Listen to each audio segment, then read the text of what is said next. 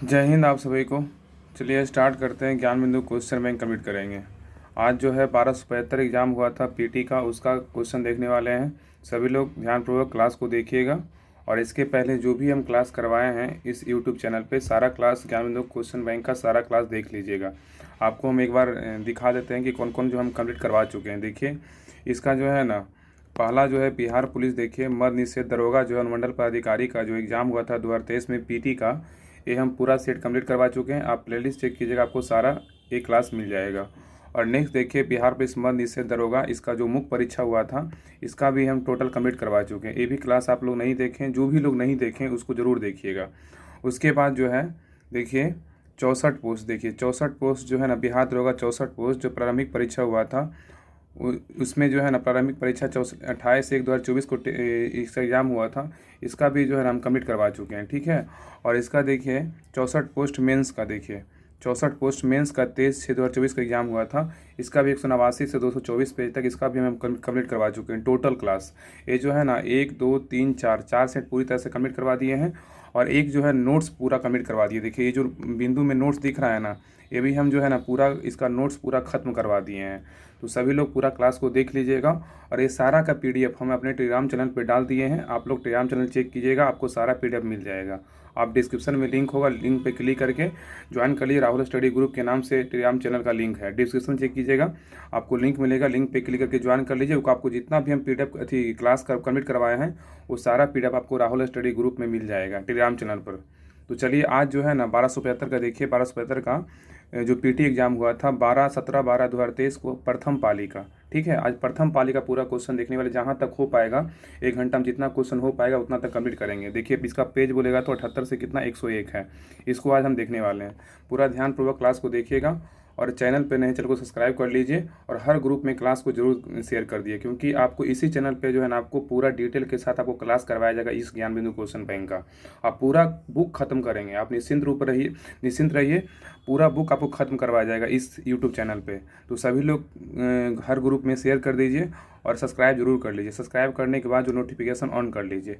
तो चलिए स्टार्ट करते हैं। देखिए क्या है, तो 1275 बिहार दरोगा 1275 नियुक्ति क्या है, प्रारंभिक परीक्षा है। पीटी एग्जाम हुआ था 17/12/2023 का एग्जाम हुआ था प्रथम पाली का। जब प्रथम पाली खत्म हो जाएगा उसके बाद सेकेंड पाली का देखेंगे, उसके बाद फिर इसका मेंस का क्वेश्चन देखेंगे। तो चलिए स्टार्ट करते हैं। आप लोग ध्यानपूर्वक क्लास को देखिएगा, आपका सारा क्वेश्चन याद होगा। चलिए देखिए पहला क्वेश्चन कह रहा है कि पाँचवां आसियान भारत शिखर सम्मेलन कहाँ जो है आयोजित किया गया था, बताइए। कह रहा है कि पाँचवां आसियान भारत व्यापार शिखर सम्मेलन कहाँ आयोजित किया गया था। तो एक का जो सही उत्तर होगा ऑप्शन नंबर कहाँ किया गया था, कुलालमपुर में किया गया था। कुलालमपुर कहाँ है, तो मलेशिया की राजधानी कुलालमपुर है। तो याद रखिएगा कि पाँचवां आसियान भारत व्यापार शिखर सम्मेलन कहाँ आयोजित किया गया था, तो कुलालमपुर में किया गया था। देखिए ये दरोगा जो सीरीज जो है ना, जो सेकंड एडिशन आया था उसका देखिए पेज नंबर 156 का क्वेश्चन नंबर 89 है। चलिए आगे देखिए। और एक बात और आप ध्यान दे दीजिए यहाँ पर, इसका जो है ना 1275 का जो पीटी का जो हम क्वेश्चन अभी कंप्लीट कर रहे हैं, इसका जो है ना फुल सिलेबस एक वीडियो हम लाए थे। उसमें सारा जो है ना फर्स्ट शिफ्ट में क्वेश्चन कहाँ कहाँ से पूछा था, मतलब 20 मिनट का वीडियो, उस वीडियो को ना आप जरूर देख लीजिए। उससे पता चलेगा ना कि हाँ कौन सा टॉपिक से क्वेश्चन कितना आया था और कितना सब्जेक्ट से कौन कौन क्वेश्चन पूछा गया था। उस वीडियो को आप जरूर देख लीजिएगा। उसका जो है ना हम लिंक टेलीग्राम चैनल पर फिर से हम सेंड कर देंगे, आप लोग जरूर देख लीजिएगा। जो भी लोग नहीं देखें, एक बार क्या होगा ना कि जब देखने के बाद क्या होगा, आपका जो है सारा कौन सा टॉपिक हमको पढ़ना चाहिए, कौन सा हिस्ट्री से कितना पूछा था, ज्योग्राफी से कितना आया था, फिजिक्स से कितना आया था, केमिस्ट्री से कितना आया था, वो सब आपको जो है एक तरह से माइंड में जो है ना हाईलाइट हो जाएगा। क्योंकि बुक अगर सभी के पास होगा, लेकिन आप जो सिलेबस है ना, जो 1 से लेकर 40 तक पेज जो दिया हुआ है, आप सिलेबस को अच्छे से नहीं पढ़े होंगे। इसलिए वीडियो देख लीजिएगा, आपको सारा जो है एक तरह से फ्लैशबैक की तरह जो है ना आपको माइंड में जो है ना सेट हो जाएगा। तो उस वीडियो को जरूर देख लीजिएगा। उसका हम लिंक डिस्क्रिप्शन अथी में जो है ना डिस्क्रिप्शन में डाल देंगे, या तो फिर हम टेलीग्राम चैनल पे उसका लिंक हम एक बार शेयर कर देंगे। तो चलिए देखिए। तो याद रखिएगा ना कि कह रहा है कि पाँचवां आसियान भारत व्यापार शिखर सम्मेलन जो है कहाँ आयोजित किया गया था, कहाँ किया गया था, कुलालमपुर में किया गया था। आगे देखिए कह रहा है कि पाँचवां आसियान भारत शिखर सम्मेलन 6 मार्च 2023 को कुलालमपुर जो है ना मलेशिया में आयोजित किया गया था। मलेशिया की राजधानी कहाँ है, तो कुलालमपुर है। आगे देखिए इसका थीम बोल रहा है, इसका थीम क्या है, तो strengthening and moving forward ASEAN India economic relationship for strategic business partnership है। तो कह रहा है कि जो है ना पाँचवा आसियान जो शिखर सम्मेलन हुआ था कुलालमपुर में, उसका अगर थीम पूछेगा तो ये सब तो खैर पुराना हो गया, पूछेगा नहीं। चलिए आगे देखिए आसियान के बारे में। आसियान के बारे में क्या कह रहा है, तो कह रहा है ना कि ASEAN association of south east Asian nation होता है। तो आसियान का फुल फॉर्म भी पूछता है कि आसियान का फुल फॉर्म क्या है, तो याद रखिए association of south east Asian nation होता है। एक क्षेत्रीय क्या है, तो संगठन है, जिसका स्थापना कब हुआ था, 1967 में बैंकॉक घोषणा पर हस्ताक्षर के साथ किया गया था। तो क्वेश्चन पूछेगा कि पहला क्वेश्चन तो यहाँ पे ये पूछेगा कि आसियान का स्थापना कब हुआ था, सबको बताइएगा। मतलब याद रखिएगा ना कि सबको पता भी होगा कि आसियान का स्थापना कब हुआ था, 1967 में हुआ था। और ये आसियान का पूछेगा, बहुत बार पूछ चुका है एग्जाम में, बहुत सारे एग्जाम में पूछा है कि आसियान का जो फुल फॉर्म होता है वो क्या होता है। तो association of south east Asian nation होता है। क्या होता है, association of south east Asian nation होता है, याद रखिएगा। और ये जो है ना, ये पूछेगा कि आसियान का जो स्थापना हुआ था कौन सा घोषणा पत्र के साथ किया गया था, तो बैंकॉक घोषणा पत्र के हस्ताक्षर के साथ किया गया था, याद रखिएगा। ठीक है, आगे देखिए कह रहा है इस प्रकार जो है इस तरह से डिटेल करवा करके ना आपको कहीं यूट्यूब पे आपको नहीं मिलेगा। इसी चैनल पे आपको सारा जो हो ज्ञान बिंदु क्वेश्चन बैंक का आपको सारा इसी चैनल पे आपको देखने को मिलेगा। इसलिए सभी लोग जो है सब्सक्राइब, आपसे रिक्वेस्ट है सब्सक्राइब जरूर कर लीजिएगा और हर दोस्तों में जरूर शेयर कीजिए। जो भी दुरावा की तैयारी कर रहे हैं उनको जरूर शेयर कीजिए, क्योंकि एक तरह से आप बुक पढ़िएगा ना, लेकिन आप क्लास को देखिएगा तो आपको ज़्यादा याद होगा। उस तरह से हमेशा आपको याद करवा देंगे, क्योंकि हम जब डिस्कशन करवाते हैं क्लास में डिस्कशन, तो हमको पता रहता है किस तरह से जो है ना क्वेश्चन याद होता है। उस तरह से ना हैबिट बना हुआ है, तो पता चलता है कि कौन सा क्वेश्चन को कैसे तोड़ करके ना याद करवाना है। इस बात को आप लोग ध्यान दीजिएगा और पूरा क्लास को जरूर देखिएगा। आगे देखिए कह रहा है कि 8 अगस्त, कह रहा है ना कि 8 अगस्त को आसियान दिवस के रूप में मनाया जाता है। तो क्वेश्चन पूछेगा कि आसियान दिवस के रूप में कब मनाते हैं, तो 8 अगस्त को मनाते हैं। कब मनाते हैं, 8 अगस्त को। आगे देखिए कह रहा है आसियान का सचिवालय जो है जकार्ता इंडोनेशिया में। कहाँ आसियान का सचिवालय बोलेगा तो कहाँ है, तो जकार्ता इंडोनेशिया में है। तथा आदर्श वाक्य बोलेगा तो one vision one identity one community है। और आसियान के संस्थापक देश बोलेगा इंडोनेशिया है, मलेशिया है, फिलीपींस है, सिंगापुर है और क्या है, थाईलैंड है। तो याद रखिएगा कि आसियान के संस्थापक जो देश है वो इंडोनेशिया है, मलेशिया है, फिलीपींस है, सिंगापुर और क्या है, तो थाईलैंड है। ठीक है, याद रखिएगा ये सब पॉइंट।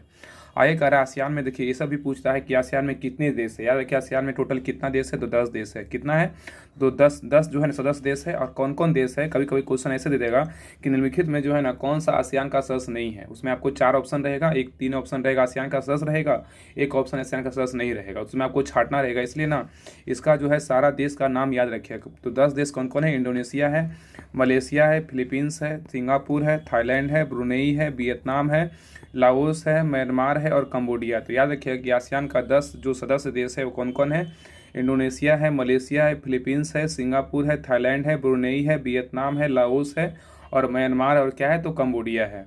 चलिए आगे क्वेश्चन रहा ये 2 पे, कह रहा है कि राज्य विधानसभा की अधिकतम संख्या निर्धारित है, बताइए कितना है। ये सब क्वेश्चन जो है जिनका एग्जाम में गलत हुआ होगा ना उनका तो पक्का रिजल्ट नहीं हुआ, क्योंकि ये जो मेरा फर्स्ट शिफ्ट का ही एग्जाम था दरोगा में और इजी क्वेश्चन के कारण मेरा रिजल्ट नहीं हुआ, तो हम आपको सच्चाई बता रहे हैं।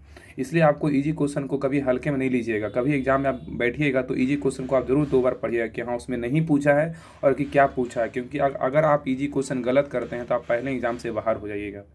क्योंकि हार्ड अगर क्वेश्चन है तो सबके लिए हार्ड है, ऐसा नहीं कि आपके लिए हार्ड है, सबके लिए हार्ड होगा। इसलिए इजी क्वेश्चन को आप कभी भी गलत मत कीजिएगा। ये मेरा जो है ना एक दोस्त की तरह जो भी है, एक हम आपके जैसा हम भी हैं, तो एक तरह से आप मान लीजिए। आप तो कोई तो हमसे सीनियर भी होंगे, तो इस तरह से आप मान लीजिए कि अगर इजी क्वेश्चन का एग्जाम में गलत करें तो आपका सिलेक्शन कभी नहीं होने वाला है। तो याद रखिएगा ना, कह रहा है कि राज्य विधानसभा की अधिकतम संख्या निर्धारित कितना की गई है, तो कितना है, तो 500। कितना है, तो 500, याद रखिएगा।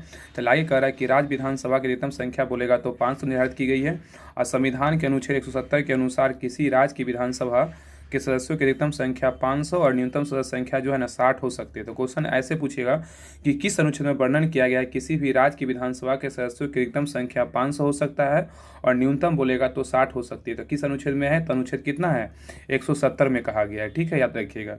आगे का अनुच्छेद 371 के विभिन्न खंडों अनुच्छेद 371 के विभिन्न खंडों में कुछ राज्यों को विशेष प्रावधान प्राप्त है, जिसके तहत विधानसभा सदस्यों की न्यूनतम संख्या कितना है, तो 60 से कम। जहाँ जो है ना देखिए मिजोरम में कितना, जहाँ मतलब 60 से कम है। कुछ ऐसे राज्य है ना जहाँ पे क्या है, तो 60 से कम मतलब विधानसभा का मतलब संख्या है। ठीक है, जैसे देखिए मिजोरम में कितना है, तो 40 है, सिक्किम में बोलेगा तो 32 है, गोवा में कितना है, तो 40 है, तथा संघ राज्य क्षेत्रों में दिल्ली में बोलेगा तो जो है ना 70 है, पुडुचेरी में बोलेगा कितना है, 30 विधानसभा सदस्य हैं। ठीक है, याद रखिएगा। तो 60 से जो कम है ना वो मिजोरम में 40, सिक्किम में 32 और गोवा में कितना है, तो 40 है, और पुडुचेरी में भी क्या है, तो 30 विधानसभा सीट, और दिल्ली में जो है कितना, तो 70 है। ठीक है, और दिल्ली में जो है ना 10% क्या होता है, मंत्री बनता है। चलिए आगे देखिए, क्वेश्चन कह रहा है कि राज्य विधानसभा का कार्यकाल कितना वर्षों का होता है, तो 5 वर्षों का होता है। यहाँ पे क्वेश्चन पूछेगा कि राज्य विधानसभा के का जो कार्यकाल होता है कितना वर्षों का होता है, तो 5 वर्ष का होता है, तथा विधानसभा के सत्रावसान के आदेश जो है ना राज्यपाल द्वारा दिए जाते हैं। तो क्वेश्चन यहाँ भी पूछ सकता है कि विधानसभा के सत्रावसान के आदेश जो देते हैं ना, कौन देते हैं, तो राज्यपाल के द्वारा दिया जाता है। आगे कह रहा है 44वां संविधान संशोधन अधिनियम 2001 के द्वारा वर्ष 2026 तक विधानसभा की सीटों की कुल संख्या जो है ना परिवर्तन ना करने का प्रावधान है। तो क्वेश्चन ये भी यहाँ पूछता है कि किस संविधान संशोधन के द्वारा कब तक जो है ना विधानसभा की सीटों की कुल संख्या में परिवर्तन ना करने का प्रावधान है, तो क्या हो जाएगा, तो 2026 तक, और कौन सा अधिनियम के तहत, तो 84वां संविधान संशोधन अधिनियम 2001 के तहत। ठीक है, चलिए आगे देखिए। आगे कह रहा है कि विधानसभा सदस्य बनने हेतु अर्हताएं बोलेगा तो 173 अनुच्छेद 173 में निर्धारित की गई है। तो विधानसभा सदस्य बनने हेतु जो अर्हताएं का जो वर्णन है वो किस आर्टिकल में है, तो अनुच्छेद 173 में है। आगे कह रहा है कि वर्तमान में सर्वाधिक विधानसभा सदस्यों की संख्या बोलेगा तो कहाँ, यूपी में है, कितना है, तो 403 है। यहाँ पे ऐसे तो लगभग 4 जो है ना 403 है, कहीं कभी आपको कोई कोई में जगह ना 400 देखने को मिलेगा, लेकिन वर्तमान में सर्वाधिक अगर बोलेगा तो उत्तर प्रदेश में कितना, 403 है, तथा न्यूनतम सदस्य संख्या बोलेगा ना तो क्या है, तो 32 है। ऑप्शन पे अगर लगभग रहे तो 400 भी दे सकता है। ठीक है, बहुत सारा ऑप्शन में देखे भी हैं, और आप लोग देखें तो आप लोग बताइएगा। तो याद रखिएगा ना कि न्यूनतम सदस्य संख्या बोलेगा सिक्किम में कितना है, तो 32 है। मैक्सिमम बोलेगा तो उत्तर प्रदेश में कितना, 403 है। आयकर अनुच्छेद 332 के अनुसार राज्य की जनसंख्या के अनुपात के आधार पर विधानसभा में अनुसूचित जातियों तथा जनजातियों के जो है लिए स्थानों का आरक्षण दिया गया है। तो याद रखिएगा अनुच्छेद 332 के अनुसार जो है ना राज्य की जनसंख्या के अनुपात के आधार पर विधानसभा में अनुसूचित जातियों और जनजातियों के लिए आरक्षणों का क्या है, तो आरक्षण दिया जाता है। ठीक है, चलिए आगे आइए। चलिए क्वेश्चन नंबर आइए 3 पे। कह रहा है केंद्रीय मंत्रिपरिषद सामूहिक रूप से उत्तरदायी होता है किसके प्रति, बताइए। कह रहा है केंद्रीय मंत्रिपरिषद जो होता है सामूहिक रूप से किसके प्रति उत्तरदायी होता है। इसका सही उत्तर होगा ऑप्शन नंबर बी, लोकसभा के प्रति होता है। क्या होता है, लोकसभा के प्रति। तो कह रहा है केंद्रीय मंत्रिपरिषद जो है ना सामूहिक रूप से लोकसभा के प्रति उत्तरदायी होती है, और संविधान के अनुच्छेद 75 स्पष्ट रूप से यह प्रावधान करता है कि मंत्रिपरिषद लोकसभा के प्रति सामूहिक रूप से क्या होता है, उत्तरदायी होगी। तो कह रहा है कि संविधान का अनुच्छेद 75 जो है स्पष्ट रूप से यह प्रावधान करता है कि मंत्रिपरिषद जो है लोकसभा के प्रति सामूहिक रूप से क्या उत्तरदायी होगी। इसका अर्थ है कि सभी मंत्रियों को उसके सभी कार्यों के लिए लोकसभा के प्रति संयुक्त जो है ना जिम्मेदारी होगी। ठीक है, आगे कह रहा है सामूहिक उत्तरदायित्व। कह रहा है कि सामूहिक उत्तरदायित्व का सिद्धांत यह भी है कि मंत्रिमंडल के निर्णय सभी जो है ना केंद्रीय मंत्रियों के लिए क्या होगा, बाध्यकारी है। आगे कह रहा अनुच्छेद 75 का 2 में क्या कहा गया है, तो कह रहा अनुच्छेद 75 के 2 में व्यक्तिगत उत्तरदायित्व का सिद्धांत भी वर्णित है, और यह कहता है कि मंत्री जो है ना राष्ट्रपति के प्रसाद पर्यंत अपने पद पर बने रहेंगे, जिसका अर्थ राष्ट्रपति किसी मंत्री को उस समय भी हटा सकता है जब मंत्रिपरिषद को लोकसभा में विश्वास मत जो है ना प्राप्त है। हालांकि राष्ट्रपति किसी मंत्री को केवल प्रधानमंत्री की सलाह पे भी हटा सकता है। चलिए आगे देखिए। कह रहा है कि मंत्रिपरिषद मंत्रियों को 3 श्रेणियों में होती है। ठीक है, जो मंत्रिपरिषद होता है उसमें मंत्रियों की 3 श्रेणियां होती है। एक होता है कैबिनेट मंत्री होता है, एक राज्य मंत्री होता है, क्या होता है, उप मंत्री होता है। तो मंत्रिपरिषद में ना 3 तरह के मंत्री होता है। कौन कौन होता है, तो कैबिनेट मंत्री होते हैं, राज्य मंत्री होते हैं, और क्या होते हैं, उप मंत्री होते हैं। आगे कह रहा अनुच्छेद 74 में प्रधानमंत्री के नेतृत्व वाली मंत्रिपरिषद का उपबंध यह है कि राष्ट्रपति को उसके कार्य करने हेतु क्या होता है, सलाह देती है। आगे कह रहा है तो मंत्रिमंडल तथा मंत्रिपरिषद दोनों शब्द एक दूसरे के लिए प्रयोग किए जाते हैं, परंतु इनमें एक निश्चित अंतर होता है। ठीक है, आगे देखिए। कह रहा है कि मंत्रिमंडल क्या है, एक लघु निकाय है। मंत्रिमंडल जो क्या है, तो एक लघु निकाय है, जिससे लगभग जो है ना 15 से 20 मंत्री होते हैं, और यह मंत्रिपरिषद एक भाग होता है जिसमें केवल कैबिनेट मंत्री शामिल होते हैं। इसकी व्याख्या जो है 1978 के 44वां संविधान संशोधन के अनुच्छेद 352 में जो है ना शामिल किया गया है। आगे कह रहा है अनुच्छेद 352 में व्याख्या है कि प्रधानमंत्री व अन्य कैबिनेट मंत्रियों की परिषद जिन्हें अनुच्छेद 75 के अंतर्गत क्या नियुक्त किया गया है। तो याद रखिएगा अनुच्छेद 352 में व्याख्या है कि प्रधानमंत्री व अन्य कैबिनेट मंत्रियों की परिषद जिन्हें अनुच्छेद 75 के अंतर्गत क्या नियुक्त किया गया है। चलिए क्वेश्चन नंबर 4 पे कह रहा है कि राष्ट्रीय आय बराबर होती है किसके बराबर, बताइए। राष्ट्रीय आय जो बराबर होती है किसके बराबर होती है, इसका सही उत्तर होगा ऑप्शन नंबर ए, एनएनपी के द्वारा होता है। क्या होता है, एनएनपी के द्वारा। तो कह रहा है राष्ट्रीय आय जो है ना एनएनपी के बराबर होती है। आगे कह रहा है कि राष्ट्रीय आय क्या होता है, नेशनल इनकम। देखिए कह रहा है कि जब एनएनपी गणना लागत मूल मतलब फैक्टर मतलब जो एफसी लगा हुआ था, मतलब इसका मतलब क्या है, फैक्टर कोस्ट। तो कह रहा है कि जब एनएनपी की गणना लागत मूल मतलब फैक्टर कोस्ट पर की जाती है तब उस देश की राष्ट्रीय आय निकलती है, और एनएनपी से राष्ट्रीय आय की गणना करने के लिए इसमें अप्रत्यक्ष कर को जो है ना घटा दिया जाता है, जबकि परिधान सहायकी को जोड़ दिया जाता है। ठीक है, आगे देखिए कह रहा है कि राष्ट्रीय आय कर निकालना रहे तो क्या होगा, निवल राष्ट्रीय उत्पाद माइनस अप्रत्यक्ष कर और प्लस क्या होगा, सहायकी। याद रखिएगा। तो कह रहा है कि राष्ट्रीय आय अगर निकालना रहेगा तो निवल राष्ट्रीय उत्पाद माइनस अप्रत्यक्ष कर प्लस सहायकी, जैसे नेशनल इनकम बराबर क्या, एनएनपी, और माइनस इनडायरेक्ट टैक्स प्लस क्या होगा, सब्सिडीज। ठीक है, चलिए आगे बढ़िए। चलिए आगे देखिए, क्वेश्चन नंबर 5 कह रहा है कि संघीय कार्यपालिका में शामिल नहीं है। बताइए कौन शामिल नहीं है। कह रहा है कि संघीय कार्यपालिका में शामिल नहीं है, कौन शामिल नहीं है, तो क्या होगा, इसका सही उत्तर होगा ऑप्शन नंबर डी। भारत के नियंत्रक एवं महालेखा परीक्षक जो है शामिल नहीं है, लेकिन राष्ट्रपति शामिल है, भारत के महान्यायवादी शामिल है, प्रधानमंत्री शामिल है। तो कह रहा है कि संघीय कार्यपालिका में शामिल नहीं है, तो भारत के नियंत्रक एवं महालेखा परीक्षक शामिल नहीं है, लेकिन जो है राष्ट्रपति, प्रधानमंत्री, भारत के महान्यायवादी क्या है, तो शामिल है। आगे कह रहा है कि संघीय कार्यपालिका में भारत के नियंत्रक एवं महालेखा परीक्षक जो है ना शामिल नहीं है। आगे कह रहा है कि भारतीय संघ की कार्यपालिका का निर्माण राष्ट्रपति, उपराष्ट्रपति और प्रधानमंत्री एवं महान्यायवादी से मिलकर होता है। ठीक है, याद रखिएगा कि भारत जो है ना, भारतीय संघ की कार्यपालिका का निर्माण जो होता है वो राष्ट्रपति, उपराष्ट्रपति, प्रधानमंत्री एवं महान्यायवादी से मिलकर होता है।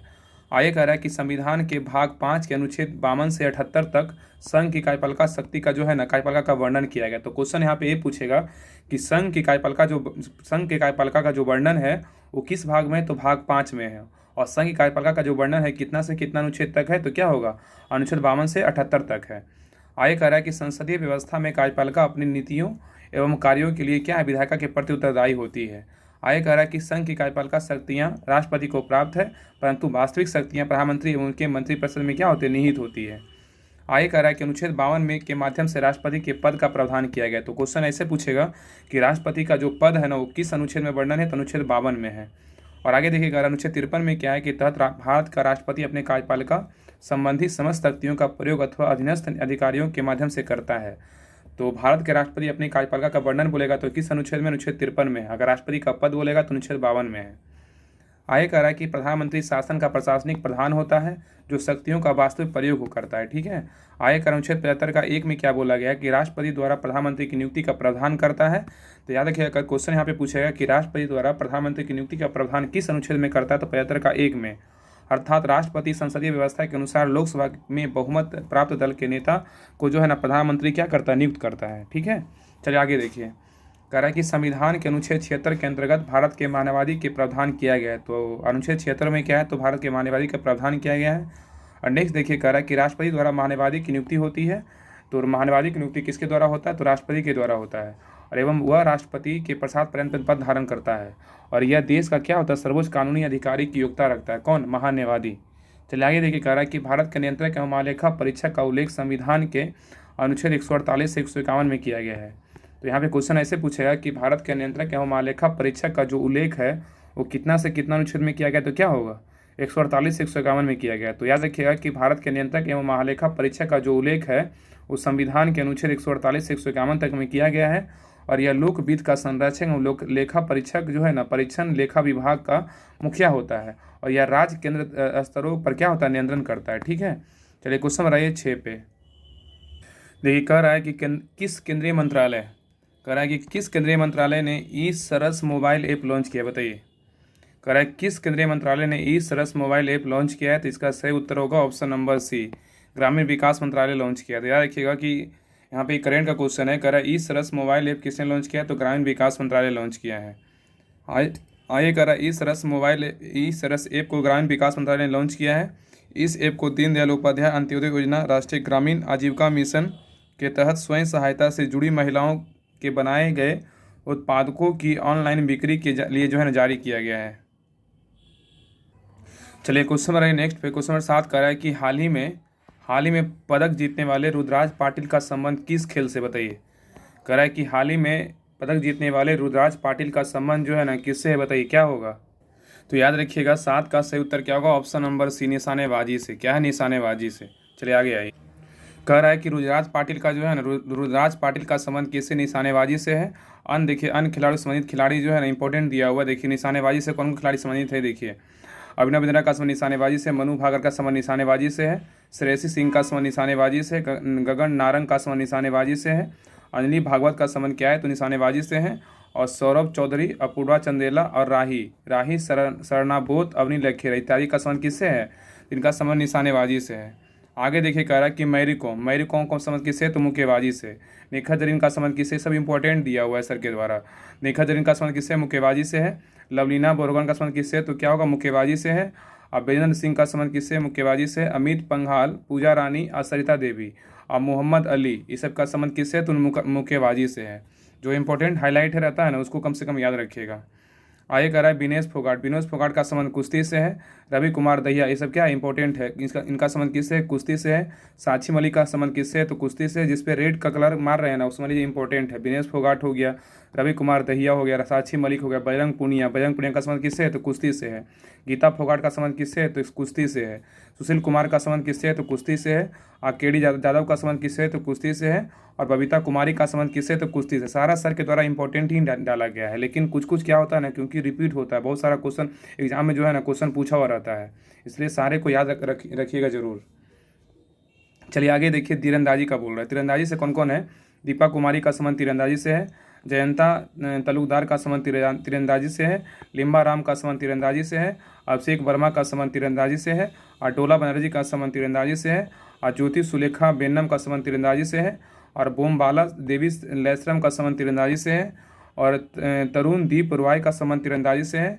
और प्रवीण यादव का संबंध भी लोग बोलेगा तो किससे, तीरंदाजी से। इनका संबंध जो है ना, सभी का तीरंदाजी से है। चलिए आगे क्वेश्चन नंबर 8 पे कह रहा है कुमार पोस्ट सियाचिन में तैनात होने वाली पहली महिला अधिकारी का नाम बताइए क्या होगा। कह रहा है कुमार पोस्ट सियाचिन में तैनात होने वाली पहली महिला अधिकारी का नाम बताइए क्या होगा। तो 8 का जो सही उत्तर होगा ऑप्शन नंबर बी, क्या है, कैप्टन शिवा चौहान। याद रखिएगा, सियाचिन में तैनात होने वाली पहली महिला अधिकारी पूछा है, क्योंकि पहली है ना, इसलिए अब करेंट के हिसाब से अब क्या होगा, यह स्टैटिक जीके बन गया। तो याद रखिएगा कि कुमार पोस्ट सियाचिन में तैनात होने वाली पहली महिला अधिकारी कौन, का नाम बताइए क्या है, तो कैप्टन शिवा चौहान है। तो कह रहा है दुनिया के सबसे ऊंचे युद्ध क्षेत्र सियाचिन में कैप्टन शिवा चौहान। यहाँ पे एक क्वेश्चन ये भी है, क्वेश्चन ये पूछेगा कि दुनिया के सबसे ऊंचे युद्ध क्षेत्र का नाम क्या है, तो सियाचिन है। और सियाचिन में कैप्टन शिवा चौहान सक्रिय रूप से तैनात होने वाली पहली महिला अधिकारी बनी है। और कैप्टन अवनी चतुर्वेदी, कैप्टन मोहना सिंह जीतरवाला और कैप्टन भावना कांत को भारत की पहली महिला लड़ाकू पायलटों में शामिल किया गया है। आगे देखिए कुछ इंपॉर्टेंट, भारत में प्रथम महिला है। देखिए भारत में प्रथम महिला का बात करें पायलट कौन है, तो सरला ठकराल है। बहुत इंपॉर्टेंट सर के द्वारा डाला गया है, इसलिए इस बुक को जो है अच्छे से जब भी जहाँ पे आपको दिक्कत लगेगा ना, दोबारा क्लास को देख लीजिए, आपको हर वो क्वेश्चन याद हो जाएगा। और 4 सेट जो हम पहले करवाएं, एक नोट्स करवाएं, टोटल हम 5 सेट करवा चुके हैं इस बुक में। तो इसमें टोटल 25 प्रैक्टिस सेट है, इसमें 4 हम करवा दिए हैं, एक नोट्स का भी करवा दिए हैं। तो उस सभी को, जो भी लोग क्लास नहीं देखें, सारे लोग क्लास को देख लीजिएगा, उसका डिटेल जो है ना सारा आपको मिल जाएगा। प्लेलिस्ट चेक कीजिएगा, आपको सारा क्लास मिल जाएगा। और कुछ कुछ सिलेबस भी करवाएं, और सिलेबस को आप लोग जरूर देखिएगा, क्योंकि सिलेबस आप लोग देखिएगा तो पता चलेगा, जब भी आप कोई बुक निकालिएगा पढ़ने के लिए, तो आपके लगेगा कि हाँ ये तो टॉपिक दरोगा में जो है ना इससे क्वेश्चन पूछा है, तो इस टॉपिक को हमको अच्छे से पढ़ना चाहिए, ठीक है ना। तो याद रखिएगा कि भारत में पहली महिला पायलट का बात करें सरला ठकराल है। और भारत में पहली महिला राफेल पायलट बोलेगा तो कौन है, शिवांगी सिंह है। तो याद रखिएगा कि भारत में पहली महिला, अगर वहाँ पे क्वेश्चन में क्या था, सियाचिन में तैनात होने वाली पहली महिला कौन था, तो कैप्टन शिवा चौहान था, ठीक है। और यहाँ पे बात किया है कि भारत में पहली जो है ना महिला पायलट बोलेगा तो सरला ठकराल है। और भारत में पहली महिला राफेल पायलट बोलेगा शिवांगी सिंह। और भारत में पहली महिला लड़ाकू पायलट बोलेगा तो कौन है, भावना कांत। लड़ाकू बोलेगा तो भावना कांत। और भारत में पहली महिला एयर पायलट बोलेगी तो कौन है, ध्रुवा बनर्जी। क्या है, ध्रुवा बनर्जी। आगे कह रहा है कि पहली महिला ऑटो रिक्शा चालक कौन है, शीला डावरे हैं। और नेक्स्ट है पहली महिला ट्रेन ड्राइवर कौन है, तो सुरेखा यादव है। कौन है, सुरेखा यादव। ये भी देखिए क्वेश्चन है, यूपी पुलिस में पूछा हुआ, और भी सब बहुत सारे एग्जाम में पूछा हुआ क्वेश्चन है। आगे देख कह रहा है कि भारत में पहली महिला आईएफएस बोलेगा तो चुनीरा बुलियप्पा है। कौन है, चुनीरप्पा बोला कि भारत में पहली महिला आईपीएस अधिकारी कौन है, चुनीरा बुलियप्पा मुथुम्मा है। चलिए क्वेश्चन नंबर 10 पे देखिए, 10 नंबर क्या है, तो मैथ का क्वेश्चन, इसको बना लीजिएगा, बहुत ईजी क्वेश्चन था। आगे चलिए आइए, बाकी इसका पीडीएफ हम टेलीग्राम चैनल पर डाल देंगे। जैसे ही ये पूरा सेट खत्म होगा वैसे ही फुल पीडीएफ आपको टेलीग्राम चैनल पे मिल जाएगा, इसलिए टेलीग्राम चैनल सभी लोग ज्वाइन जरूर कर लीजिए। जितने भी लोग हैं सभी लोग टेलीग्राम चैनल ज्वाइन कर लीजिए। वहाँ पे आपको करेंट का पीडीएफ वगैरह सारा जितना भी मटेरियल होता है, कोई भी क्लास रिलेटेड जो इन्फॉर्मेशन होता है, सारा आपको Rahul study group Telegram channel पर आपको दिया जाता है। देखिए ये भी क्या कर रहा है, तो कर रहा है क्वेश्चन नंबर 10 कह रहा है कि बिहार में प्रचलित कीमतों मतलब 2011 से 12, 2019 से 20 में विशुद्ध राज्य घरेलू उत्पाद की समृद्धि दर क्या थी, बताइए। कह रहा है कि इसमें कह रहा है कि बिहार में प्रचलित कीमतों पर 2011 से 12 और 2019 से 20 में विशुद्ध राज्य घरेलू उत्पाद की समृद्धि दर क्या थी। इसका सही उत्तर होगा ऑप्शन नंबर ए, 13.5%। क्या हुआ, 13.5%। देखिए आगे इसको देख लीजिएगा। चलिए आगे बढ़ते हैं।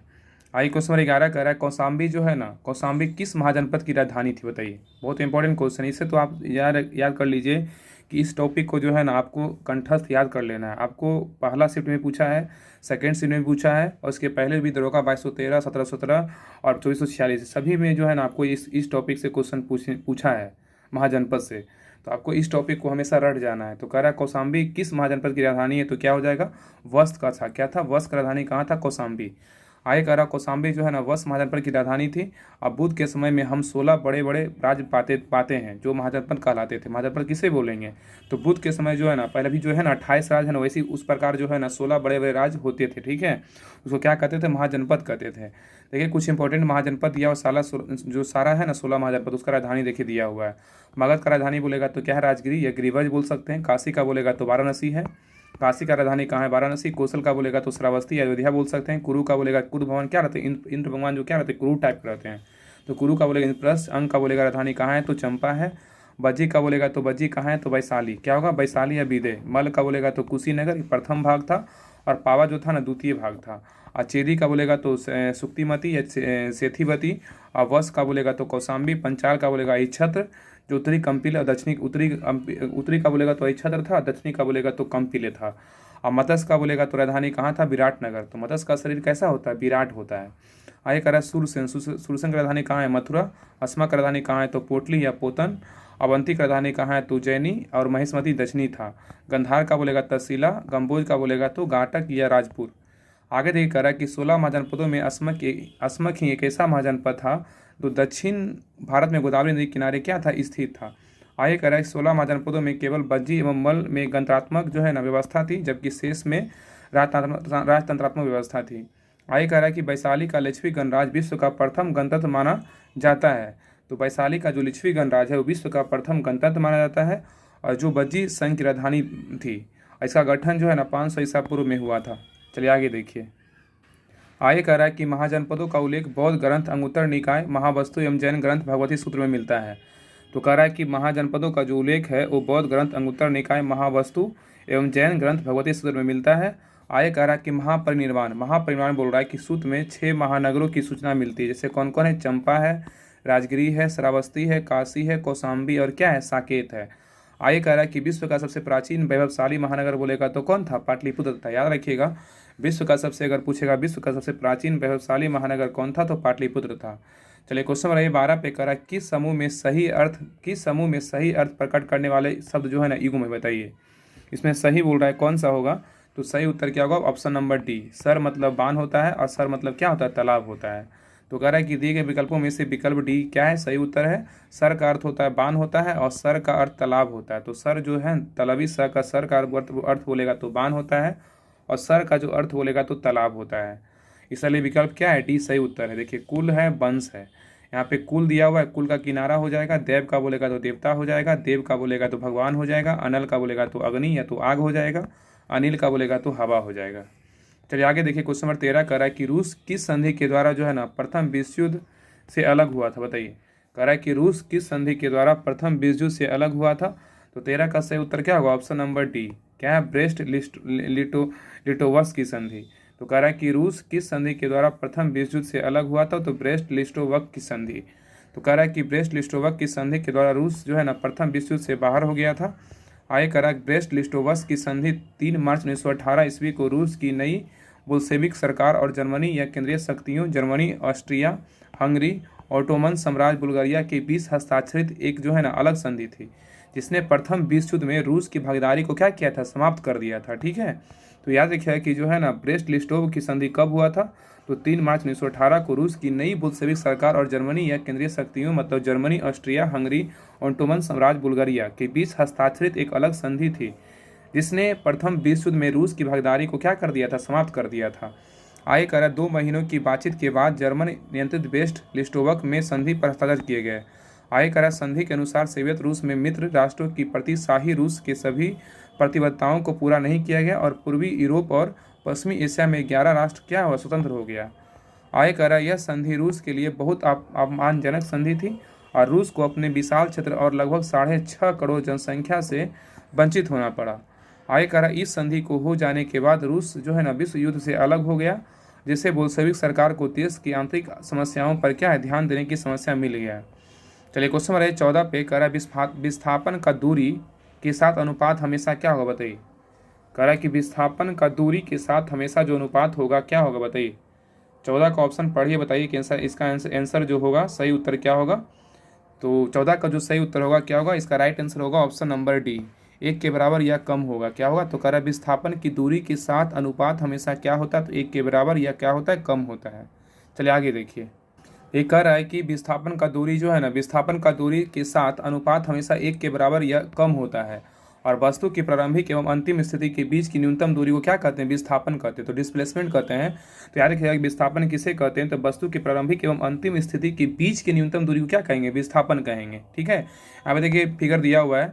अगर विस्थापन की देखिए 6 सेंटीमीटर बना के बताए, दूरी कितना 15 मीटर है, इसलिए विस्थापन और दूरी के बीच का संबंध बोलेगा तो दूरी जो है ना मतलब बड़ा या बराबर होगा 1 विस्थापन के बराबर। ठीक है, चलिए आगे देखिए, क्वेश्चन नंबर 15 पे कह रहा है द्वार कोशिकाओं में जब जल अंदर जाता है तो वे फूल जाती है और रंध्र का छिद्र क्या होता है बताइए। बहुत अच्छा क्वेश्चन है। कह रहा है द्वार कोशिकाओं में जब जल अंदर जाता है तो वे फूल जाती है और रंध्र का छिद्र क्या होता है, इसका जो होता है ना खुल जाता है। क्या होता है, खुल जाता है। ठीक है, याद रखिएगा। तो कह रहा है कि द्वार कोशिकाओं में जब जल अंदर जाता है तो वे फूल जाती है और रंध्र का छिद्र क्या होता है, खुल जाता है। देखिए यहाँ फिगर दिया, द्वार कोशिकाएं, सुरक्षा कोशिकाएं, स्टोमेटा खुलना, रक्षा कोशिका और क्या एपिडर्मल कोशिका और क्या है तो क्लोरोप्लास्ट है। आगे देखिए कह रहा है कि द्वार कोशिकाओं में जल का प्रवेश द्वारा द्वार कोशिकाओं के खोलने में सहायता प्रदान करता है। इसके परिणाम स्वरूप गाढ़ सेल सुस्त हो जाता है। आगे कह रहा है रक्षक कोशिकाओं से पानी का रिसाव रक्षक कोशिकाओं को बंद करने में सहायता प्रदान करता है। इसके बाद गाढ़ कोशिकाएं जो है ना शिथिल हो जाती है। जब आगे कह रहा है कि जब रक्षक कोशिकाओं में जल डाली जाती है तो कोशिका जो है ना फूल जाती है, जिससे रंध्र खुल जाते हैं। और जब रक्षक कोशिका शिथिल हो जाती है तो रंध्र क्या होता है, बंद हो जाते हैं। चलिए क्वेश्चन नंबर 16 पे कह रहा है कि सरकार द्वारा लगाई गई रुकावटों वे प्रतिबंधों को हटाना कहलाता है। क्या कहलाता है बताइए। कह रहा है सरकार द्वारा लगाई गई रुकावटों के प्रतिबंधों को हटाना कहलाता है। क्या कहलाता है, इसका सही उत्तर होगा ऑप्शन नंबर डी, उदारीकरण कहलाता है। क्या कहलाता है, उदारीकरण कहलाता है। तो कह रहा है सरकार द्वारा लगाई गई रुकावटों के प्रतिबंधों को हटाना कहलाता है। क्या कहलाता है, उदारीकरण कहलाता है। आज ही जो है ना क्वेश्चन जो है ना हम टेस्ट में करवाए थे। तो आप लोग सभी लोग जो है ना एक टेस्ट ग्रुप है, नंबर 1 ग्रुप टेस्ट सीरीज का लिंक डिस्क्रिप्शन में है। उसमें जो है ना टेस्ट होता है, शाम में 3 में टेस्ट होता है। सभी लोग टेस्ट दिया कीजिए। और सुबह जो है घटनाचक्र का साइंस का टेस्ट होता है, इसलिए साइंस आपके बिहार एसएससी, बिहार दरोगा, बीपीएससी में सभी के लिए बहुत इंपॉर्टेंट है। और जो भी लोग बिहार दरोगा होमवर्क से जो बैच स्टार्ट हुआ है, जो भी लोग जुड़ना चाहते हैं सभी लोग जुड़ जाइए। और घटनाचक्र का होमवर्क जो है ना पर डे आपको दिया जा रहा है, मंडे टू सैटरडे, इसलिए सभी लोग जुड़िए। उसमें 1 सप्ताह लगभग चला है, बाकी उसका यूट्यूब पे भी डिस्कशन करवाया जा रहा है। तो सभी लोग जुड़िए, अपना होमवर्क अपना करिए। और अब उसमें प्रैक्टिस सेट भी जो है आपको एमआर सीट पे लगाने के लिए दिया जा रहा है, पूरा डिटेल के साथ दिया जाता है। तो सभी लोग जुड़ करके अपना तैयारी को और ज़्यादा जो है ना बेहतर कीजिए। और उसमें ज्ञान बिंदु का जो है ना क्वेश्चन बैंक का पीडीएफ जो है एक जो है ना पूरा सेट का एक बार दिया जाता है। इसलिए सभी लोग जुड़ करके अपना तैयारी को बेहतर कीजिए। वहाँ पे आप पढ़ लीजिए एक बार, अगर आपको पढ़ना चाहते हैं पीडीएफ को पढ़ लीजिए। बाकी जब क्लास आता है उसके बाद जब क्लास देखिएगा आपका सारा जो है ना क्वेश्चन आपको याद हो जाएगा। तो जिनको भी जुड़ना है जुड़ जाइए। और वहाँ पे जो है ना और नंबर 1 टेस्ट ग्रुप में जो है उसका भी लिंक डिस्क्रिप्शन में है, उसका लिंक पे क्लिक करके सभी लोग टेस्ट ग्रुप ज्वाइन कर लीजिए। वहाँ पे शाम में 3 बजे डेली टेस्ट होता है और शाम में जो है 5 बजे एरिटेरिया जो एनसीईआरटी जो है एरिटेरिया का उसका भी टेस्ट हो रहा है। और रात में 9 बजे एरिटेरिया 7500 का टेस्ट हो रहा है। मतलब टोटल जो है उसमें 4 टेस्ट हो रहा है, सुबह से लेकर रात तक 4 टेस्ट हो रहा है। तो इसलिए चारों टेस्ट को जो है ना आप लोग जरूर दिया कीजिए, जिससे आपको क्या होगा, फ़ायदा होगा। चलिए आगे देखते हैं। कर तो याद रखिए इसका 16 का सही उत्तर क्या होगा, उदारीकरण था। क्या था, सरकार द्वारा लगाई गई रुकावटों वे प्रतिबंधों को हटाना कहलाता है, उदारीकरण कहलाता है। आगे कह रहा है सरकार द्वारा लगाई गई रुकावटों व प्रतिबंधों को हटाना उदारीकरण कहलाता है। और व्यापार के उदारीकरण से व्यवसायों को मुक्त रूप से निर्णय लेने की अनुमति मिली है कि वे क्या आयात या निर्यात करना चाहते हैं। सरकार पहले की तुलना में कम नियंत्रण करती है और इसलिए उसे अधिक उदार कहा जाता है। ठीक है, और एक बात याद रखिए कि जिनको भी सिर्फ लगता है ना कि जो किरण पब्लिकेशन का जो बुक आया है उसमें 33 प्रैक्टिस सेट है, उनको लगता है कि नहीं हमको सिर्फ प्रैक्टिस सेट का पीडीएफ चाहिए, तो उस ग्रुप के लिए जो है स्पेशल जो है ना आपको टेलीग्राम चैनल पे राहुल स्टडी ग्रुप पे उस पर कल से ही जो है ना उसका एडमिशन हो रहा है। तो जिनको भी लगता है कि हमको डेली एक प्रैक्टिस सेट का पीडीएफ मिले, डिटेल के साथ मिले, उसको हम हमारे सेट पर लगाएंगे। उसके बाद क्या होगा, उसका हम आंसर मिलाएंगे कितना मेरा नंबर आया, उसके बाद अपना डिटेल पढ़ेंगे। और उसका जो है ना उसका जो किरण पब्लिकेशन का जो है डेली आपको उस पर यूट्यूब पे आपको रिवीजन करके याद करवाया जाएगा। तो जिनको भी लगता है 33 प्रैक्टिस सेट उसमें दिया हुआ है क्लियर पब्लिकेशन में, तो उसके लिए अलग से जो है एक ग्रुप बनाया गया है, पेड ग्रुप। तो उसमें आपको 33 रुपये लग रहा है, मात्र कितना लग रहा है, 33 रुपये लग रहा है। आप 33 रुपये पेड कर दीजिए और उस ग्रुप में जुड़ जाइए। आपको डेली एक प्रैक्टिस सेट आपको दिया जाएगा, उसमें आपको किरण पब्लिकेशन का पूरा प्रैक्टिस सेट मिलेगा। तो जिनको भी लगता है कि हमको सिर्फ प्रैक्टिस सेट चाहिए बिहार दरोगा का, तो लोग सभी लोग जुड़ जाइए। उसमें मात्र 33 रुपये पेड कीजिए। उसमें 33 रुपये में आपको 1 रुपया पर डे, आपको ना 1 रुपया आपको पर प्रैक्टिस सेट मिल रहा है। 1 रुपये में एक प्रैक्टिस सेट आपको, वो भी क्या है, डिटेल के साथ आपको मिलेगा। इसलिए सभी लोग उस ग्रुप को ज्वाइन कर लीजिए। आपको प्रैक्टिस सेट, जो भी लोग जो 149 पेड किए, जो खंडांतर होमवर्क सीरीज में है, उनको तो लेना नहीं है। बाकी जो नहीं लिए हैं उनको लगता है कि नहीं है मेरा सिर्फ प्रैक्टिस सेट ही चाहिए, तो आप 33 रुपये पेड कीजिए, 33 रुपये पेड कीजिए। आप आराम से उस ग्रुप में जुड़ जाइए। आपको उसमें आप पर डे आपको सेट मिलेगा। आप वहाँ पर सेट आपको जब मिलेगा आप लगा लीजिएगा। आपको सुबह जो है आपको मॉर्निंग में आपको 9 बजे से पहले आपको दे दिया जाएगा पर डे आपको सेट। आपको सुबह में लगा लेना है। आपको मतलब शाम दोपहर तक आपको उसका जो है ना आपको यूट्यूब पे क्लास करके रिवीजन करवा दिया जाएगा। तो जिनको भी लगता है उसका डिस्क्रिप्शन में लिंक है राहुल स्टडी ग्रुप का, आप टेलीग्राम चैनल ज्वाइन कीजिएगा। उस पर आपको सारा डिटेल वगैरह कैसे जुड़ना है, कैसे पे करना है, कहाँ पे क्या करना है, उसको सारा कुछ दिया हुआ है टेलीग्राम चैनल पे। तो सभी लोग जरूर ज्वाइन कर लीजिएगा और जिनको भी जुड़ना है सभी लोग जुड़ जाइएगा। चलिए आगे देखते हैं। चलिए क्वेश्चन 17 पे करा कांगड़ा। करा कांगड़ा जो है ना, कांगड़ा लघु चित्रकला किस राज्य में बनाई जाती है बताइए। करा कांगड़ा लघु चित्रकला किस राज्य में बनाई जाती है। तो 17 का सही उत्तर होगा ऑप्शन नंबर बी, क्या हिमाचल प्रदेश में। क्या होगा, हिमाचल प्रदेश।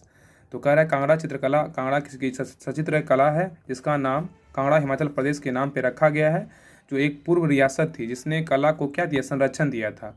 आगे करा या 18वीं शताब्दी के मध्य बसोली चित्रकला की शैली के लुप्त होने के साथ प्रचलित हो गया। आगे करा कांगड़ा चित्रकला के मुख्य केंद्र गुलेर, बसोहली, चंबा, नूरपुर और बिलासपुर और कांगड़ा है। ठीक है, तो याद रखिएगा कांगड़ा चित्रकला के मुख्य जो केंद्र है ना, गुलेर, बसोहली, चंबा, नूरपुर, बिलासपुर और कांगड़ा है। आगे करा अब सामूहिक रूप से पहाड़ी चित्रकला के रूप में जानी जाती है उस शैली के सम्मिलित करती है जिसे 17वीं और 19वीं शताब्दी के बीच राजपूत शासक द्वारा संरक्षित जो है ना किया गया था। आगे करा कांगड़ा के चित्रकारों ने पीले, लाल और नीले रंग जैसे शुद्ध रंगों का उपयोग किया गया और ये 200 साल बाद भी जो अपनी चमक क्या है बरकरार रखे हुए हैं। आगे कह रहा है चित्रकला के इस समूह को कांगड़ा नाम दिया गया है। ठीक है, तो चित्रकला के इस समूह क्या नाम दिया गया, कांगड़ा नाम दिया गया क्योंकि ये शैली में कांगड़ा के राजा संसार चंद्र के चित्र क्या है, समान है। आगे कह रहा है प्रमुख चित्रकला शैली एवं संबंधित राज्य कौन कौन है, देखिए इसके बारे में दिया हुआ है। देखिए राज्य है और कौन सा चित्रकला किस राज्य का है। देखिए बिहार का बोलेगा तो जो है ना मधुबनी, मिथिला, पटना, कलम और मंजूषा है। तो मधुबनी, मिथिला, मधुबनी का जो है पता है ना, मधुबनी पेंटिंग बहुत फेमस है बिहार का। तो मधुबनी, मिथिला, पटना, कलम, मंजूषा कहाँ का चित्रकला है, तो बिहार का है। और अगर उत्तर प्रदेश का बात करें तो चौकुन्ना, सोन, रखना, चिकनकारी कहाँ यूपी का है। और झारखंड बिहार का बोलेगा जो जादव पटिया है। पश्चिम बंगाल का बोलेगा तो कालीघाट अल्पना है। हिमाचल प्रदेश का बोलेगा तो पहाड़ी गुलेर कांगड़ा है। मध्य प्रदेश का बोलेगा तो सूरती, नरोता, मूर्ते, तिलंगा है।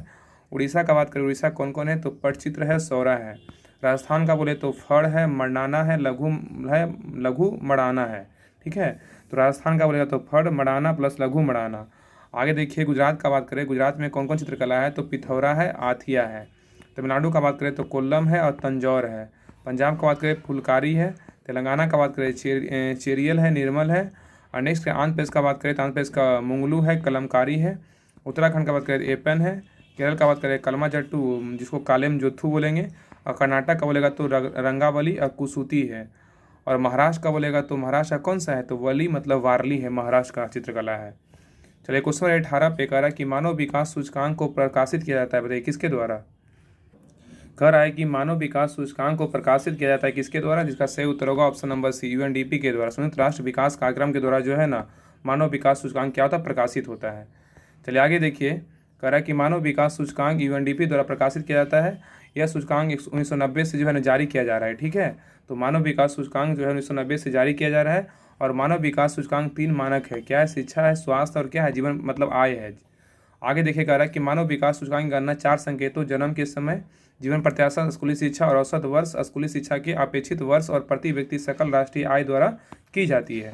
आय कर इसकी गणना 0 से 1 के बीच की जाती है। संकेतक में जो देश अंक 1 से जितना पास रहता है वह क्या है, मानव विकास में उतना ही क्या उच्च स्तर पर होता है। चलिए क्वेश्चन नंबर 19 पे करा the spirit of laws. The spirit of laws नामक रचना का लेखक कौन है, बताइए लेखक कौन था, बताइए।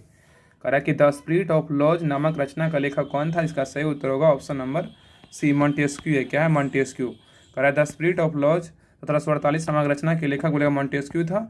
इस पुस्तक में सरकार के भीतर विधायी, कार्यपालिका और न्यायपालिका के बीच सत्ता का विभाजन प्रस्तावित है। तो करा इस पुस्तक में सरकार के भीतर विधायी, कार्यपालिका और न्यायपालिका के बीच सत्ता का विभाजन प्रस्तावित है। आगे करा कि मॉन्टेस्क्यू ने किताब प्रकाशित करने से पहले 21 वर्ष शोध में बिताए थे। तो मॉन्टेस्क्यू ने किताब प्रकाशित करने से पहले 21 वर्ष शोध में बिताए और इस पुस्तक का फ्रांसीसी क्रांति पर प्रभाव पड़ा, जिससे लोग स्वतंत्रता और समानता और राजा के दुर्व्यापार को समाप्त करने के लिए क्या किया, इच्छित हुआ। आगे करा कि फ्रांसीसी क्रांति संबंधित महत्वपूर्ण रचनाएं क्या क्या है, देखिए। सोशल कॉन्ट्रैक्ट की रचना बोले रूसो ने किया था, और लेटर्स ऑन इंग्लिश बोलेगा तो वॉल्टेयर की रचना है, और टू टिट्राइजेज ऑफ गवर्नमेंट बोलेगा तो किसका, जॉन लॉक की रचना है, और लामी द पल्प अखबार का बोले संपादक कौन है, जियो पॉल है, और मार्सिले गीत की रचना बोले कवि रॉजेट दी लाइल द्वारा किया गया था। तो मार्सिले गीत की रचना कवि रॉजेट दी लाइल के द्वारा किया गया था। चलिए क्वेश्चन रहे 20 पे करा कि भारत सरकार द्वारा जनजातियों के स्व प्रशासन के विभिन्न अवामों का परीक्षण करने के लिए गठित समिति का नाम बताइए, क्या होगा। तो 20 का सही उत्तर होगा ऑप्शन नंबर ए, भूरिया समिति। क्या है, भूरिया समिति। तो कह रहा है भारत सरकार द्वारा जनजातियों के स्वशासन के विभिन्न अवामे कराए के परीक्षण करने के लिए गठित समिति का नाम बताइए, भूरिया समिति। कह रहा है कि भारत सरकार द्वारा जनजातियों के स्वशासन के विभिन्न आयामों का परीक्षण करने के लिए भूरिया समिति गठन किया गया था, और जून 1994 में अनुसूचित क्षेत्रों की स्थिति का अध्ययन करने हेतु भूरिया समिति क्या हुआ, गठन किया गया था। और भूरिया समिति ने 1995 में केंद्र सरकार के समझ अपनी क्या की रिपोर्ट प्रस्तुत की। आय करा भूरिया समिति की सिफारिशों को मानते हुए अनुसूचित क्षेत्रों के लिए केंद्रीय कानून को ठीक माना गया। इसका मुख्य उद्देश्य केंद्रीय कानून के माध्यम से जनजातीय स्वराज क्षेत्रों को निर्दिष्ट करना था, जिसका उल्लंघन राज्य ना कर पाए। आय करा सरकारी आयोग कह रहा है कि इस समिति का जो गठन है जून 1983 में जो है ना केंद्र राज्य संबंधों के सुधारने तथा राज्यों की स्वायत्तता संबंधी मांगों पर सिफारिश देने के लिए किया गया था। आय करा इसके अन्य 2 सदस्य थे, कौन कौन, श्री बी सेवारामन रमन और क्या एस.आर. सेन है, क्या है, एस.आर. सेन है। आइए कह रहा है अशोक मेहता समिति। देखिए कह रहा है अशोक मेहता समिति क्या है, दिसंबर 1977 में जनता पार्टी की सरकार द्वारा अशोक मेहता समिति की अध्यक्षता में समिति गठन किया गया था। अशोक मेहता समिति ने रिपोर्ट जो है 1978 में सौंपी। इसने पंचायत व्यवस्था हेतु द्विस्तरीय मॉडल पंचायत जिला परिषद अपनाने की बात कही। आयकर एल.एम. सिंघवी समिति करा लक्ष्मी सिंघवी समिति जो है ना समिति गठन राजीव गांधी सरकार के द्वारा 1986 में किया गया था। तो एल.एम. सिंघवी समिति का जो गठन हुआ था राजीव गांधी के द्वारा कब किया गया था, 1986 में किया गया था। इसने पंचायती राज व्यवस्था को संवैधानिक दर्जा देने का सुझाव दिया था। राज्य वित्त आयोग का गठन तथा 5वें करारोपण का अधिकार देने का भी सुझाव दिया था। याद रखिए राज्य वित्त आयोग का गठन तथा पंचायतों को करारोपण का अधिकार देने का सुझाव दिया था। चलिए क्वेश्चन नंबर 21 पे करभोक्ताओं के जिस अधिकार के तहत वस्तुओं और सेवाओं के विनिर्माताओं द्वारा पैकिंग पर सूचना दर्शाई जाती है वह कौन है, बताइए। करभोक्ताओं के जिस अधिकार के तहत वस्तुओं व सेवाओं के विनिर्माताओं द्वारा पैकिंग पर सूचना दर्शाई जाती है वो क्या है, तो इसका सही उत्तर होगा ऑप्शन नंबर ए, सूचना का अधिकार। क्या होगा, सूचना का अधिकार। आय कर उपभोक्ताओं के जिस अधिकार के तहत वस्तुओं और सेवाओं के विनिर्माताओं द्वारा पैकिंग पर सूचना दर्शाई जाती है वह यह है सूचना का अधिकार है। क्या सूचना का अधिकार है। आय कर अगर आप कोई वस्तु खरीदेंगे तो उसके पैकेट पर कुछ खास जानकारी पाएंगे। ये जानकारियाँ उस वस्तु के अवयवों को मूल, बैच संख्या, निर्माण की तारीख, खराब होने की अंतिम तिथि और वस्तु बनाने वाले पते के बारे में होती है। यह इसलिए कि उपभोक्ताओं जिन वस्तुओं को सेवाओं को खरीदता है उसके बारे में उसे सूचना पाने का अधिकार है। आय कर किसी भी उपभोक्ता को जो कि किसी सेवा को प्राप्त करता है, चाहे वह किसी भी आयु या लिंग का हो और किसी भी तरह का सेवा प्राप्त करता हो, उसके सेवा प्राप्त करते हुए हमेशा चुनने का अधिकार होगा। जैसे आप एक दंत मंजन खरीदना चाहते हैं और दुकानदार कहता है कि यह केवल दंत मंजन तभी बेचेगा जब आप दंत मंजन के साथ एक ब्रश खरीदेंगे। अगर आप ब्रश खरीदने के इच्छुक नहीं है तब आपके चुनने के अधिकार का उल्लंघन हुआ है। ठीक है, चलिए क्वेश्चन नंबर 22 पे कराभिनेत्र लेंस की वक्रता हस्तांतरित की जा सकती है, बताइए किसके द्वारा। कराभिनेत्र लेंस की वक्रता हस्तांतरित की जा सकती है किसके द्वारा। इसका सही उत्तर होगा ऑप्शन नंबर बी, क्या होगा, पछयाभी पेशियों द्वारा। क्या है, पछयाभी पेशियों द्वारा। तो कराभिनेत्र लेंस की वक्रता पछयाभी पेशियों द्वारा वक्रता रूपांतरित की जा सकती है। आगे देखिए फिगर दिया हुआ, देखिए आइरिस है, पुतली है, कॉर्निया है, यहाँ पे क्या है तो लेंस है। प्रकृति की उत्तल की प्रकृति की होती है। ठीक है, यहाँ पे रेटिना है और प्रतिबिंब हमेशा के रेटिना पे बनता है तथा उल्टा और वास्तविक बनता है। ठीक है, प्रतिबिंब और प्राकृतिक तंतु है और क्या है, सिलेरी मांसपेशियां हैं। ठीक है, चलिए आगे देखिए। आगे कह रहा है कि पुतली प्रकाश की मात्रा को क्या करता है, नियंत्रित करता है। अदृष्टि पटल वस्तु का प्रतिबिंब हमेशा रेटिना पर बनता है और नेत्र लेंस जो है ना अपनी फोकस दूरी को कम या ज़्यादा कर सकती है। ठीक है, तो याद रखिएगा पुतली प्रकाश की मात्रा को क्या करता है, नियंत्रित करता है और दृष्टि पटल जो है रेटिना वस्तु का प्रतिबिंब हमेशा रेटिना पर बनता है। और नेत्र लेंस हमारी फोकस दूरी को कम या ज़्यादा कर सकती है। और देखिए आगे कह रहा है परछाई पेशियाँ, सिलेरी मस्कल्स क्या होता है, देखिए म्यूसिकल्स क्या होता है, कह रहा है कि वस्तु द्वारा होगी तो फोकस दूरी क्या अधिक होगा, वस्तु द्वारा होगी तो फोकस दूरी अधिक होगा, और वस्तु पास होगी तो लेंस जो है ना फोकस दूरी को कम कर लेगा। और ये सभी कार्य शरीरीय मस्कल्स या पछावी पेशियों द्वारा किया जाता है। क्या रखिएगा, वस्तु पास होगी तो लेंस फोकस दूरी को कम कर लेगा, और ये सभी कार्य जो है ना या पछावी पेशियों द्वारा किया जाता है। चलिए क्वेश्चन नंबर 23 पे कह रहा है राष्ट्रपति राज्यसभा में कितने सदस्य मनोनीत कर सकता है, बताइए। कह रहा है कि राष्ट्रपति राज्यसभा में कितने सदस्य मनोनीत कर सकता है। इसका सही उत्तर होगा ऑप्शन नंबर डी, कितना है तो 12। तो राष्ट्रपति राज्यसभा में 12 सदस्य मनोनीत कर सकता है। संविधान का अनुच्छेद 80 राज्यसभा की संरचना का प्रावधान करता है। संविधान का अनुच्छेद 80 के 3 के तहत राष्ट्रपति द्वारा साहित्य, विज्ञान, कला, समाज सेवा संबंध के विशेष ध्यान रखने वाले 12 सदस्यों को मनोनीत किया जाता है। ठीक है। आगे कह रहा है कि राष्ट्रपति द्वारा राज्यसभा में विभिन्न क्षेत्रों की ख्याति प्राप्त 12 व्यक्तियों को मनोनीत की अवधारणा आयरलैंड के संविधान से जो है ना प्रेरित है। आगे कह रहा है कि राज्यसभा में अधिकतम सदस्य संख्या बोले 250 है, और परंतु वर्तमान में बोले इसकी संख्या कितना है तो 245 है। आगे कह रहा है कि राज्य विशेष की जनसंख्या के आधार पर किसी राज्य से आने वाले सदस्यों की संख्या का निर्धारण होता है। और वर्तमान में उत्तर प्रदेश में राज्यसभा सदस्यों की सीटों की संख्या क्या है, 33 है। नेक्स्ट देखिए कह रहा है कि भारतीय संविधान के अनुच्छेद 83 के 1 के अनुसार राज्यसभा एक अस्थायी सदन है, अर्थात इसका विघटन जो है नहीं होता है। और भारत के उपराष्ट्रपति राज्यसभा के प्रधान सभापति होता है अनुच्छेद 89 के तहत। तो अनुच्छेद 89 के तहत क्या होता है, तो भारत के उपराष्ट्रपति जो होते हैं राज्यसभा के प्रधान सभापति होते हैं। और वर्तमान में भारत के उपराष्ट्रपति बोलेगा जगदीप धनखड़ है, जो 14वें राष्ट्रपति हैं। चलिए क्वेश्चन नंबर 24 पे कह रहा है कि भारत का राज्य अथवा केंद्रशासित प्रदेशों की गणना 2011 में साक्षरता दर कितना जो है तीसरा सर्वाधिक मान रखता है, यह था, बताइए क्या था। कह रहा है कि भारत का राज्य अथवा केंद्रशासित प्रदेश जो गणना 2011 में साक्षरता दर में तीसरा सर्वाधिक मान रखता हुआ था, क्या था। इसका सही उत्तर होगा ऑप्शन नंबर सी, मिजोरम था। क्या मिजोरम। तो कह रहा है कि भारत का राज्य अथवा केंद्रशासित प्रदेश जो लगभग 2011 में साक्षरता दर में तीसरा सर्वाधिक मान रखता है, यह मिजोरम में स्थित है। और सर्वाधिक साक्षरता वाला प्रतिशत वाले राज्य बोले कौन सा है, केंद्रशासित प्रदेश। इसका प्रदेश जो है 2011 के अनुसार कौन कौन है, देखिए कह रहा है कि सर्वाधिक साक्षरता प्रतिशत वाले राज्य तथा यूटी जो है ना कौन है। तो पहला में केरल 94%, दूसरा में लक्षद्वीप है, तीसरा मिजोरम है 91.3%, गोवा 88.7%, त्रिपुरा कितना 87.2% है। तो पहला में केरल, दूसरा में लक्षद्वीप, तीसरा में क्या हो जाएगा मिजोरम, चौथा में गोवा, पांचवा में क्या है त्रिपुरा। आगे कह रहा है न्यूनतम साक्षरता प्रतिशत वाले राज्य जो है जनगणना 2011 के अनुसार कौन कौन है।